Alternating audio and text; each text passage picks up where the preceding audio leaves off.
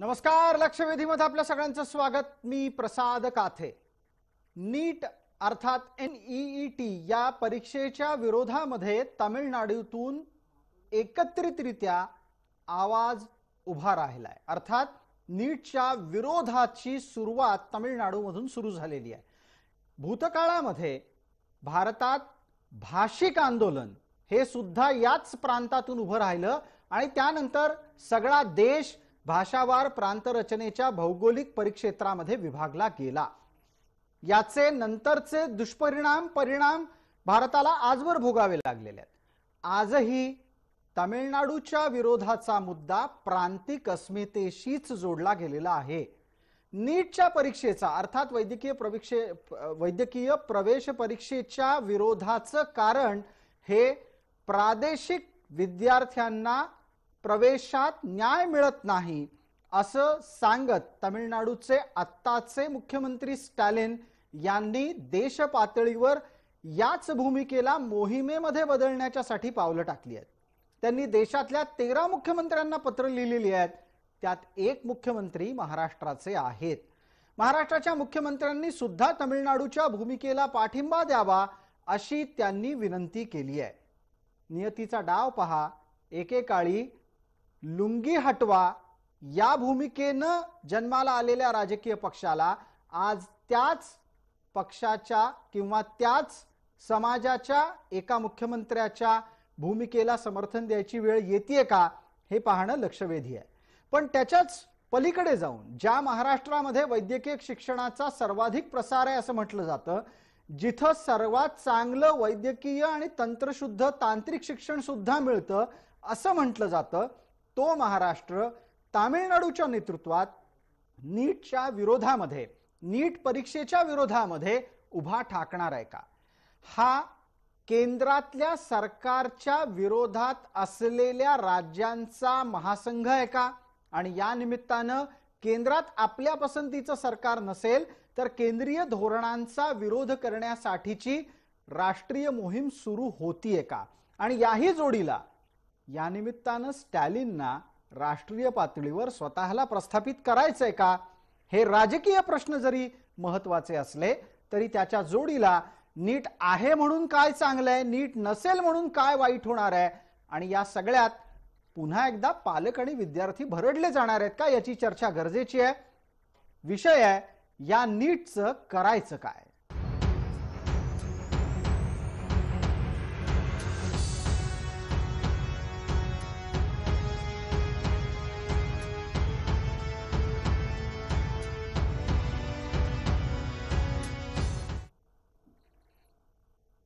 Doctor Deepak Sawant माजी आरोग्य मंत्री महाराष्ट्राचे आपल्या सोबत या चर्चेमध्ये आहेत. आपल्या सोबत भारतीय जनता पार्टीकडून विनोद वाघ आहेत, प्रवक्ता प्रतिनिधी या नात्यानं. आपल्या सोबत 2 वैद्यकीय आणि शिक्षण या क्षेत्राशी निगडित व्यक्तिमत्व आहेत. डॉक्टर अमोल अन्नदाते यांचा चेहरा बऱ्यापैकी आपल्याला आरोग्य विश्लेषक म्हणून परिचित आहे, पण आत्ताच्या घडीला डॉक्टर अमोल अन्नदाते हे जुन्या काळातल्या मार्ड आंदोलकांमधला सुद्धा चेहरा आहे, हे मी इथं आवर्जून नमूद करू इच्छितो. आपल्या सोबत डॉक्टर पद्माकर पंडित आहेत, वैद्यकीय शिक्षण तज्ज्ञ या नात्यानं या चर्चेत ते सहभागी झाले आहेत. डॉक्टर अन्नदातेंसाठीचा पहिला प्रश्न, नीट असली काय, नीट नसली काय, हे इतकं सहज आहे का? आणि नीट असण्याचे राष्ट्रीय वैद्यकीय शिक्षण प्रणालीतले फायदे काय आहेत? अनेक वर्षांपासून पद्माकर पंडित सर इथे आहेत आणि या सगळ्या चळवळीचे ते साक्षीदार आहेत. तर अनेक वर्षांपासून वन नेशन वन एक्झाम ही चळवळ सुरू होती आणि त्यातल्या त्यात विद्यार्थ्यांसाठी खूप वर्षांपासून असा एक पेच होता की आपल्या महाराष्ट्र सीईटी जेव्हा होती किंवा राज्यवार सीईटी जेव्हा होती की राज्यातल्या वैद्यकीय महाविद्यालयांसाठी एक परीक्षा द्यायची आणि त्यानंतर राष्ट्रीय पातळीवर ज्या काही वैद्यकीय संस्थांचे प्रवेश होतात, ज्याच्यामध्ये प्रामुख्याने all India institute of medical sciences आहे, ख्रिश्चन मेडिकल कॉलेज आहे, PGI चंदीगड आहे आणि जिपमेर पॉंडिचेरी आहे, या 4 ते 5 या जगामध्ये नावाजलेल्या संस्था आहेत. इथल्या प्रवेशांसाठी 4 वेगवेगळ्या परीक्षा असायच्या. मी माझ्या पोस्ट ग्रॅज्युएटच्या काळामध्ये सर जवळपास 42 एंट्रन्स एक्झाम्स 3 वर्षात दिलेल्या आहेत. इतका माझा एंट्रन्स एक्झाम्स देण्याचा एक मी अजून मणिपालचं माहे मणिपाल एक विसरलो. म्हणजे अगदी डॉक्टर अमोल अन्नदाते त्यावेळेला तर गमतीनं असं म्हटलं जायचं की राष्ट्रीय सामायिक प्रवेश परीक्षा नसल्यामुळे विद्यार्थ्याला लघवी करायला पण एक प्रवेश परीक्षा दिली जाईल की काय, आणि श्वास घ्यायला सुद्धा प्रवेश परीक्षा लावावी लागेल की काय, इतक्या प्रवेश परीक्षा त्यावेळेला विद्यार्थ्यांच्या डोक्यावर होत्या आणि त्याचा एक ताण कायम विद्यार्थ्याला झेलावा लागायचा. तर यासाठी या सगळ्या परीक्षांसाठी एकच परीक्षा असावी आणि त्याच्या माध्यमातून हे सगळे प्रवेश व्हावे असा विचार अनेक वर्षांपासून आपल्या राज्यामध्ये देशामध्ये मांडला जावा.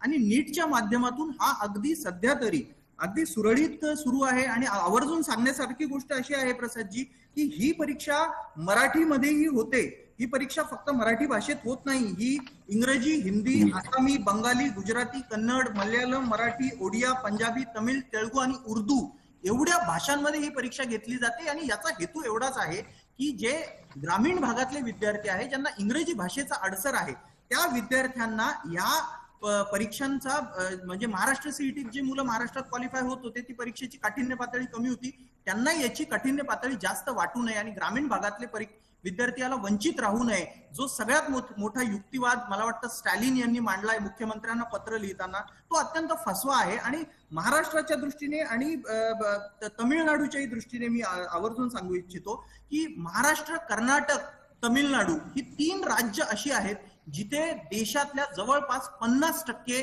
नाही पण 40% सीट्स आहेत आणि 60% उर्वरित देशात आहेत. महाराष्ट्रामध्ये 55 मेडिकल कॉलेजेस आहेत आणि 8,900 MBBSच्या सीट्स आहेत. जर तुम्ही तमिळनाडूचं बघितलं तर 49 मेडिकल कॉलेज आणि 7,500 सीट्स आहेत. आणि 15% जो याच्यापैकी 85% या ऑलरेडी वर्षानुवर्षे आपल्या राज्यातल्या लोकांसाठी राखीव आहेत.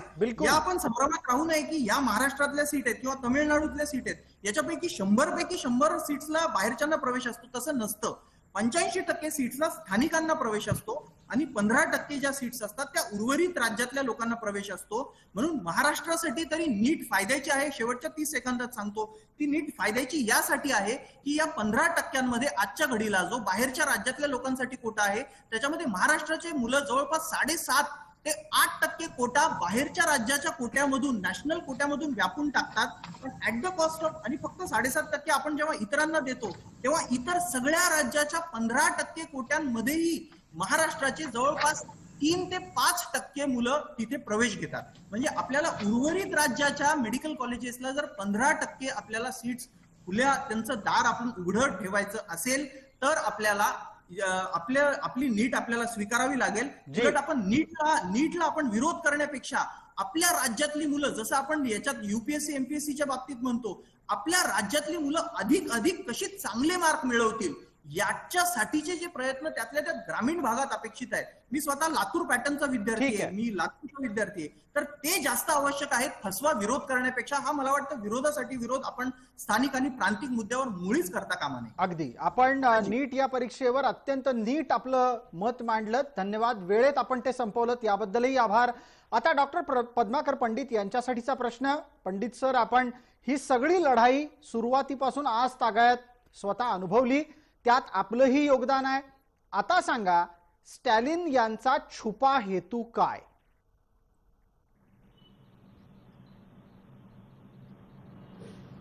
पंडित सर बोला. कदाचित आपला माईक बंद आहे. आपण आपलं म्हणणं मांडायला सुरुवात केली आहे, माईक मात्र आपला बंद आहे.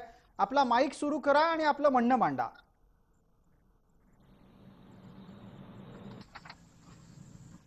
जी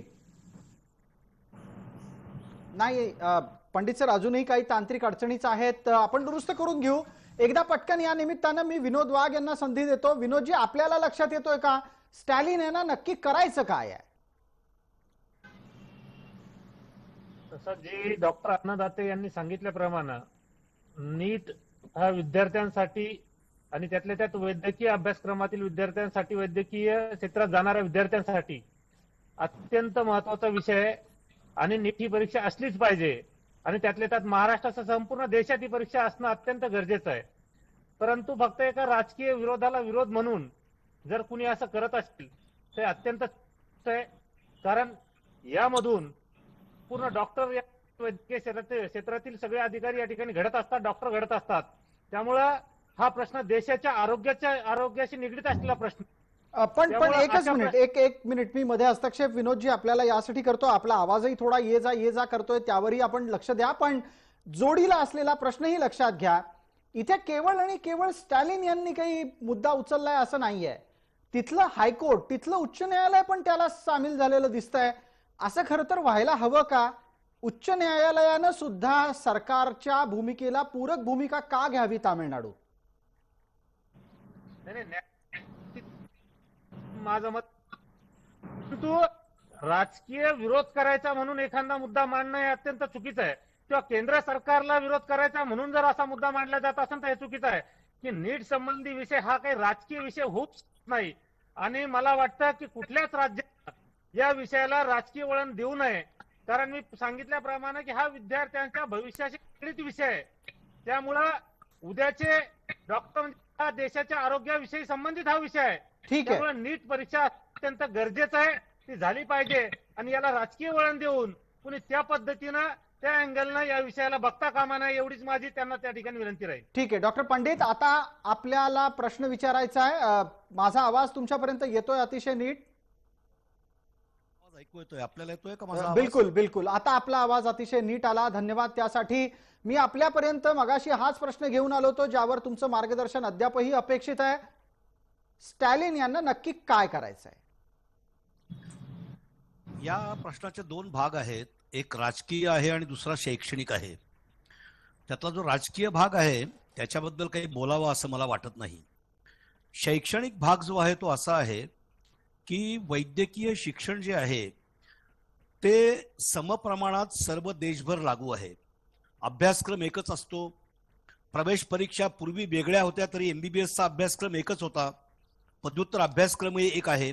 नियामक संस्था पूर्वी मेडिकल काउन्सिल ऑफ इंडिया होती, आता ती नॅशनल मेडिकल कमिशन झाली, तरी त्याच्यामध्ये एक सर्व समानता आहे जी पदवीपूर्व शिक्षणामध्ये नाही. हा महत्वाचा मुद्दा आहे. वेगवेगळ्या प्रकारच्या शाळा, वेगवेगळ्या प्रकारचे अभ्यासक्रम, वेगवेगळ्या प्रकारची महाविद्यालय, आणि त्यामुळे त्या विद्यार्थ्यांना जेव्हा तुम्ही एका उदाहरणार्थ आपण असं घेऊ की आपण जर असं म्हटलं की प्लॅब किंवा ECFM जी परदेशी जाणारे जे विद्यार्थी आहेत त्यांच्याकरता होणाऱ्या परीक्षा सगळ्यांना समान उपलब्ध होतात का? मगाशी उल्लेख करताना अमोल अन्नदाते म्हणले डॉक्टर की MPSC आणि UPSC, मग आपण स्पर्धा परीक्षांमध्ये सुद्धा केंद्र आणि राज्य पातळी वेगळी का ठेवली? तेव्हा हे थोडंसं आरक्षणाच्या बाजूनी जाणारं प्रकरण आहे. एखाद्या राज्याला असं वाटणं साहजिक आहे की आमच्याकडे जी काही वैद्यकीय महाविद्यालयाला प्रवेश क्षमता आहे ती सगळी आमच्या विद्यार्थ्यांना मिळावी, आणि ते वाटण्यामध्ये त्या राज्याची काही चूक आहे असं मला वाटत नाही.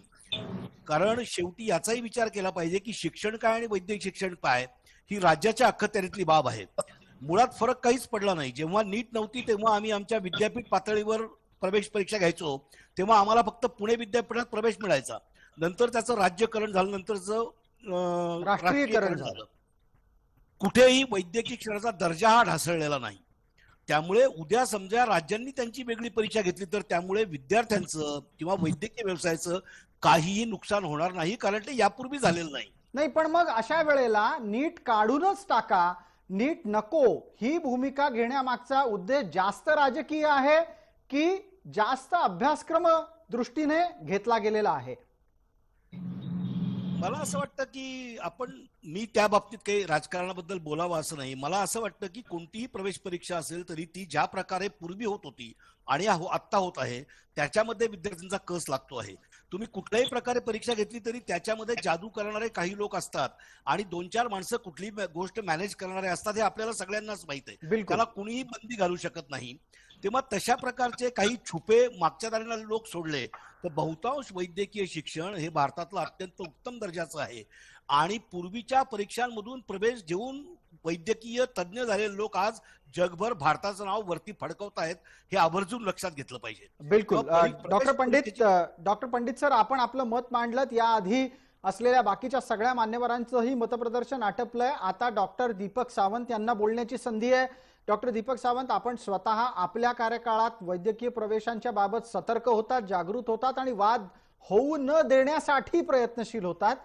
आत्ताच्या घडीला इतर सर्व मान्यवरांच्या मतप्रदर्शनाच्या नंतर तुम्ही तुमचं मत मांडायचंय. तुम्ही काय सल्ला देऊ शकता किंवा राज्यानं काय केलं पाहिजे?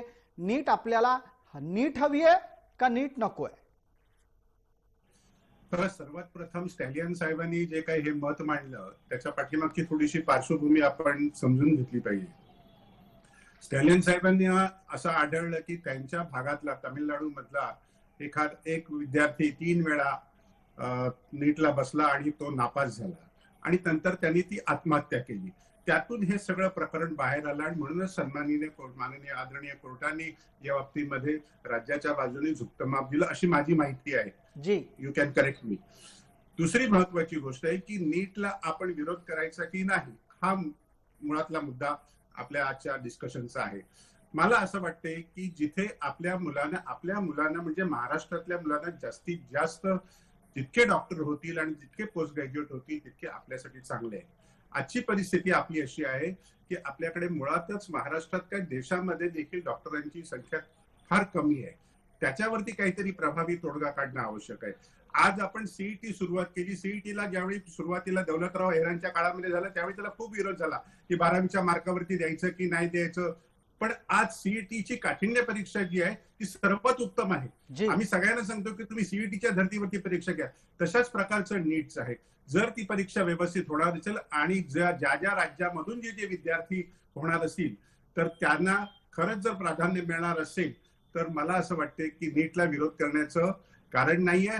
पण माननीय मुख्यमंत्री आणि त्यांचे सहकारी मंत्रिमंडळातले सहकारी जो काही निर्णय घेतील त्याच्या बाबतीमध्ये त्यांनी तो समजून उमजूनच निर्णय घेतील.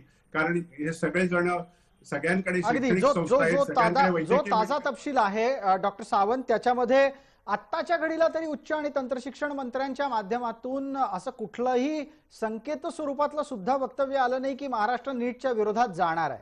स्टॅलिन यांच्या भूमिकेला महाराष्ट्रात काही फारसं समर्थन मिळताना दिसत नाहीये आत्ता तरी. उद्या काय होईल सांगता येत नाही.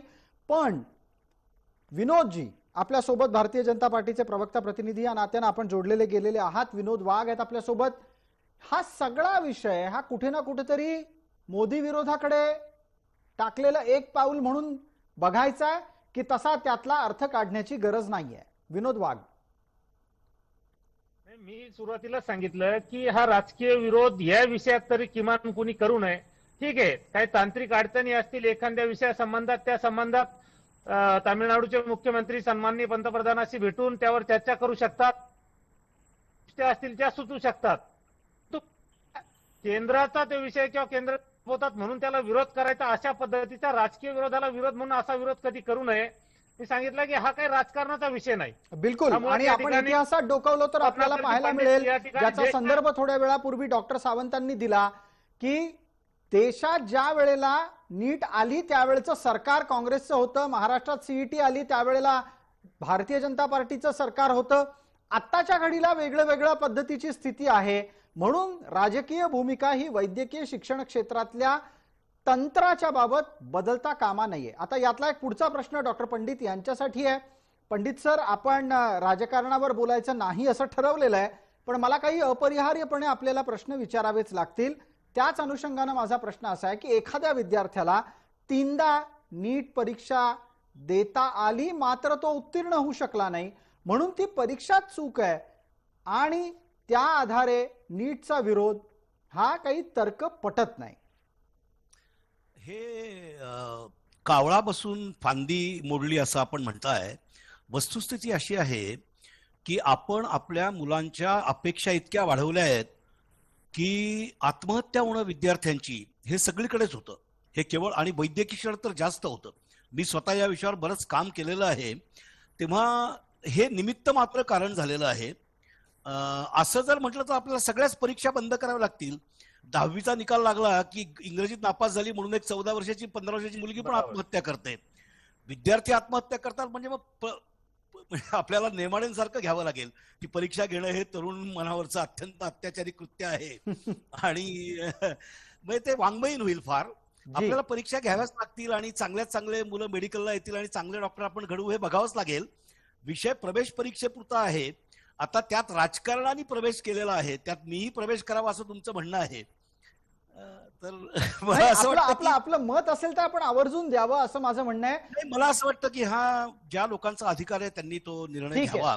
त्यांनी कुठलाही निर्णय घेतला तरी फारसा फरक पडत नाही असं माझं मत आहे. अगदी. आता जर समजा डॉक्टर दीपक सावंत नीट नसेल, नीट परीक्षा नसेल तर महाराष्ट्रातले प्रवेश कसे असतील, त्याचं विकेंद्रीकरण हे विद्यार्थ्यांवर दबाव वाढवणारं असू शकतं का?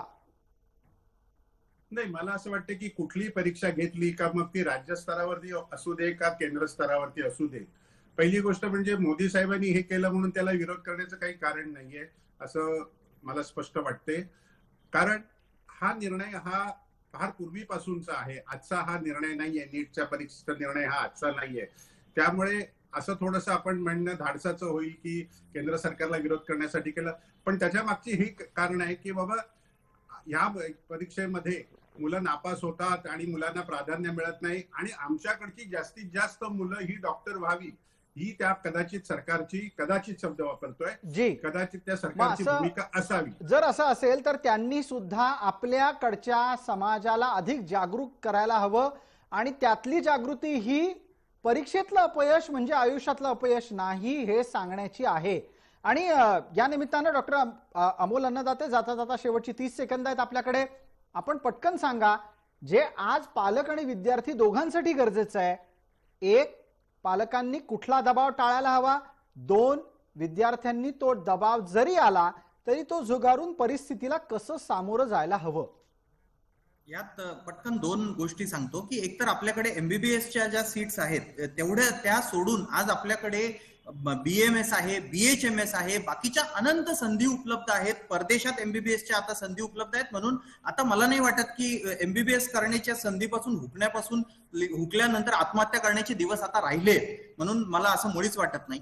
पहिली गोष्ट म्हणून पालकांनी याचा मुळीच हट्ट धरू नये. आणि शेवटचा मुद्दा सांगतो 25-30 सेकंदात की एक खासगी आयुर्वेद आणि नर्सिंग महाविद्यालय पदव्युत्तर शिक्षण चालवणारा व्यक्ती म्हणून मी हे सांगतो की जर स्थानिक मुद्दा जर शिवसेनेला किंवा कुठल्या स्थानिक पक्षाला जर उचलायचा असेल जो सुटतोय याच्यातून, नीटला विरोध करण्यापेक्षा महाराष्ट्रामध्ये आज 12 अभिमत विद्यापीठं आहेत आणि ज्याच्या मधल्या 2200 सीट्सवर कोणाचाही कंट्रोल नाहीये. त्या पूर्णपणे केंद्र सरकारच्या अखत्यारीत असून त्या पूर्ण देशाला ओपन आहेत. मला वाटतं की जर तुम्हाला काही करायचं असेल, हे हा दीपकजींना सांगतो की या 2200 सीट्स पैकी किमान 50% सीट्स आपण किंवा आमच्या मॅनेजमेंटच्या आहे, माझ्या आयुर्वेदच्या मॅनेजमेंटच्या 12 सीट्स माझ्याकडे आहेत, तुम्ही आमच्यावर दबाव आणा. मी तुम्हाला ओपनली सांगतो, माझ्यावर, आमच्या सारख्यांवर दबाव आणा की मॅनेजमेंट पैकी 50% आणि अभिमत विद्यापीठाच्या 2200 एमबीबीएस सीट्सवर किमान तुम्ही राज्याच्या विद्यार्थ्यांना प्राधान्य द्या.